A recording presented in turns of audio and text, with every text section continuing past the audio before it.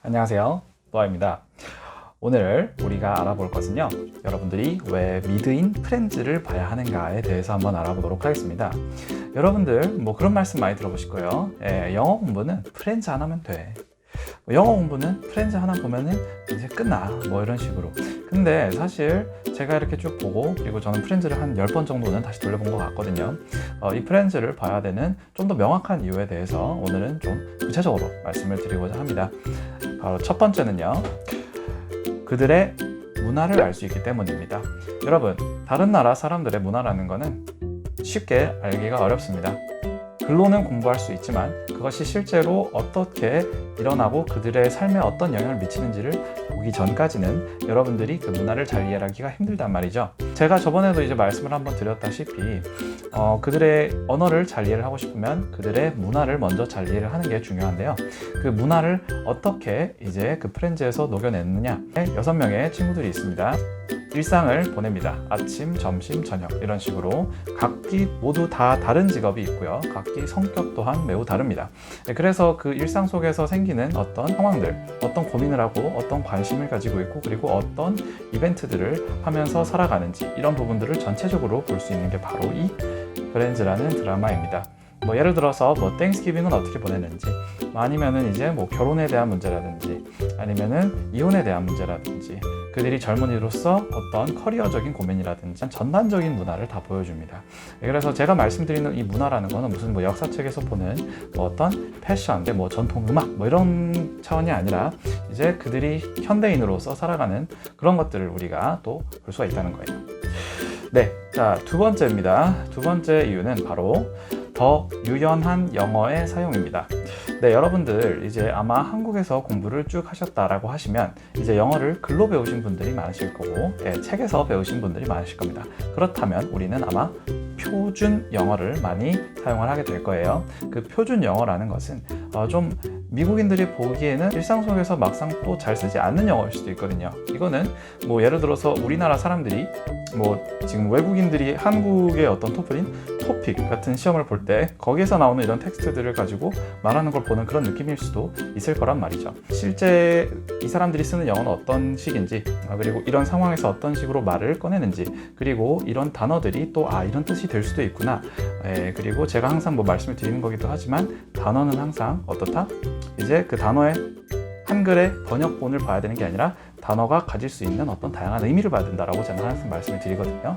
그런 단어의 다양한 의미의 사용까지도 보실 수가 있습니다. 네, 그런 부분 참고를 해주시면 좋을 것 같습니다. 그리고 또한 그들의 제스처나 어떤 표정, 소통을 할 때 쓰이는 제스처나 표정 같은 것들을 또 보실 수가 있는데요. 우리나라 사람들은 이제 아무래도 음절 하나하나가 뭐 받침도 들어가고 하다 보니까 그 받침에 신경을 쓰느라 한 음절마다 액센트를 이렇게 세게 넣어주는 그런 것이 좀 힘듭니다. 네, 근데 이제 영어 같은 경우는 아무래도 뭐 받침 비슷하게 발음이 되긴 하지만 어쨌든 음절이 하나하나가 뭐 받침이 같이 발음되는 경우는 이제 잘 없단 말이죠. 그래서 좀 더 다양한 풍부한 액센트가 또 나오기도 하죠.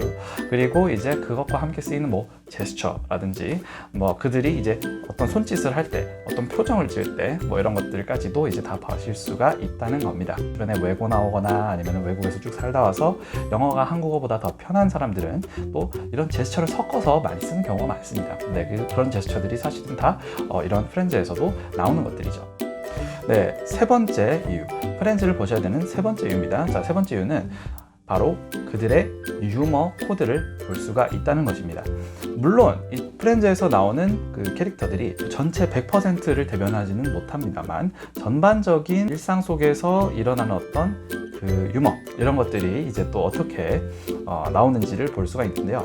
여러분, 유머 코드라는 것은 사실 굉장히 중요한 소통의 영역 중 하나입니다. 사람들 간의 경계를 좀 해물 수도 있고요. 그리고 사람들 간의 관계를 좀 더 돈독하게 만드는 그런 역할을 하기도 하죠. 네, 그런 부분에서 이제 이 유머를 알 수 있다는 것은 굉장히 중요한 건데요. 근데 이제 아무래도 그 미국인들이 아니면 알아듣기 좀 힘든, 그 어떤 언어가 가진 특성을 알지 못하면 알아듣기 힘든 뭐 그런 유머들까지 이제 사실 영어권에 많이 있는데요. 이런 것들은 영어 학원에서 배우기가 좀 힘들죠.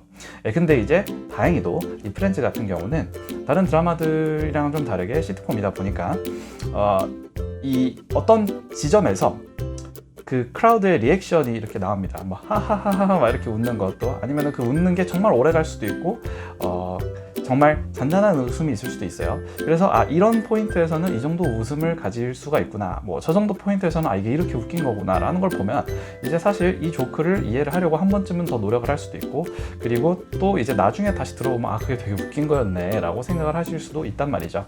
네, 이렇게 이제 프렌즈를 봐야 하는 이유에 대해서 좀 더 구체적으로 알아봤는데요. 네, 다음부터는 이제 뭐 제가 이렇게 말씀드린 부분들에 대해서 좀 더 구체적으로 다뤄볼 기회들이 있으면 한번 같이 보시도록 하겠습니다. 프렌즈를 보고 여러분들이 깔깔 웃는 그날까지, 네, 노아 선생님이었습니다. 감사합니다.